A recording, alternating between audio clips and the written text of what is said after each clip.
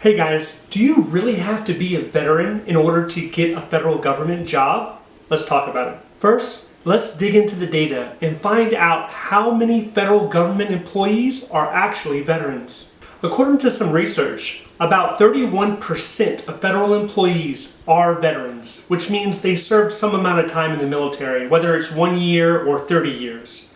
Which means there are about 70% of all federal government employees are not veterans. Now, considering that there are over 2 million federal government employees, this means that 1.5 million are not veterans. It is also worth mentioning that many government agencies are saying that it is harder to retain a veteran than a non-veteran. Veterans leave the federal service about 1.5 times more frequently than a non-veteran.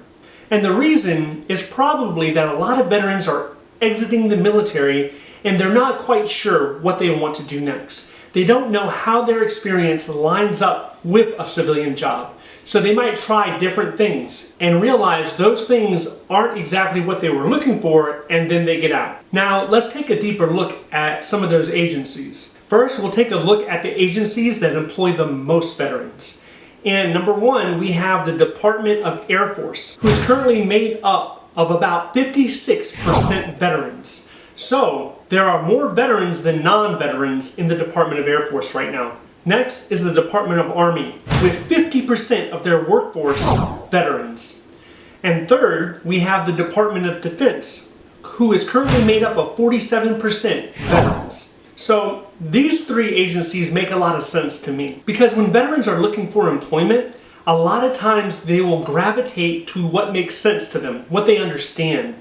And if you've been in uniform, either in the Navy, Marines, Air Force, Army, you have interacted with these type of civilians. So by working as a DoD civilian, you are kind of acclimated to the culture already. You've already been interacting with your commissioned officers and non-commissioned officers. You understand the acronyms. So this can feel like a comfortable space for you. Okay, so now let's look at some agencies that have low veteran employee rates. First, we have Health and Human Services, HHS, which right now has 7% veterans. So out of every 100 employees, only 7 are actually veterans. Next, we have the EPA, the Environmental Protective Agency, which is made up of 8% of veterans. And third, we have the Department of Treasury, which currently has 10% of veterans. So 1 out of every 10 employees is a veteran. So why are veteran rates lower in these agencies?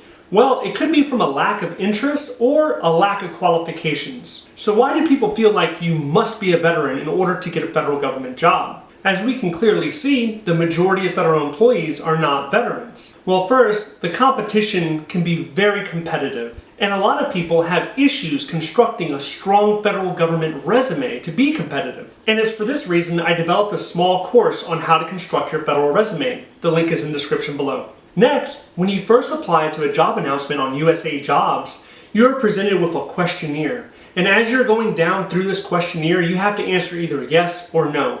And a lot of the questions are you a veteran? Are you a military spouse? Are you a disabled veteran? Are you a prior federal government employee?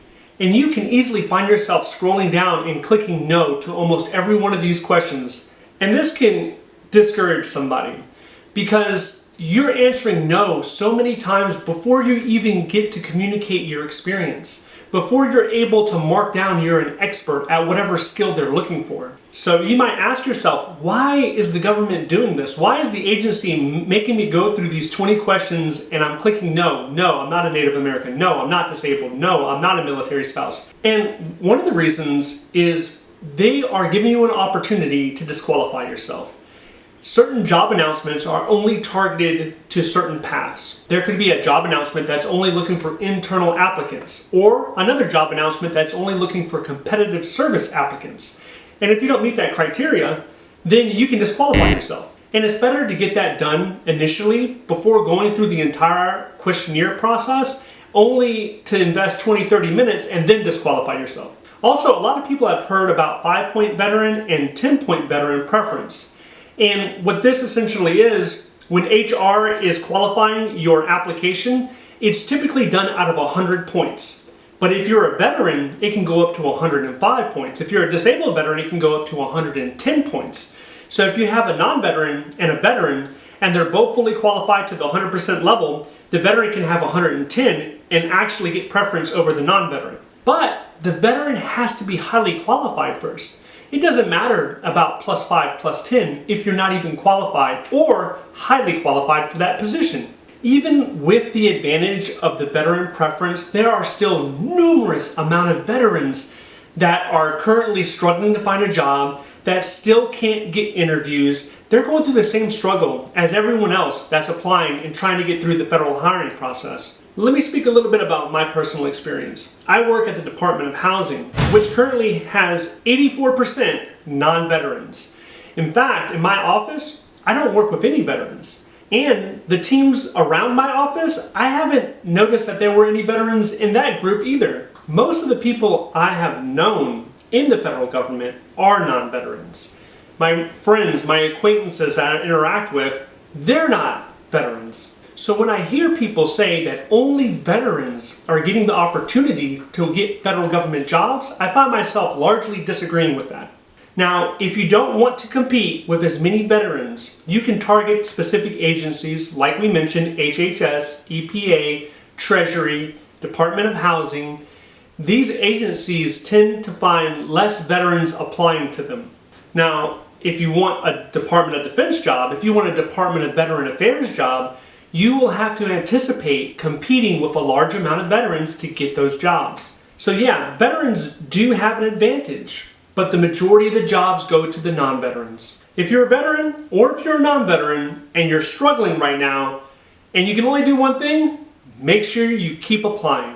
Well, that wraps up my video on do you have to be a veteran to get a federal government job. If you like this video, please click like and subscribe.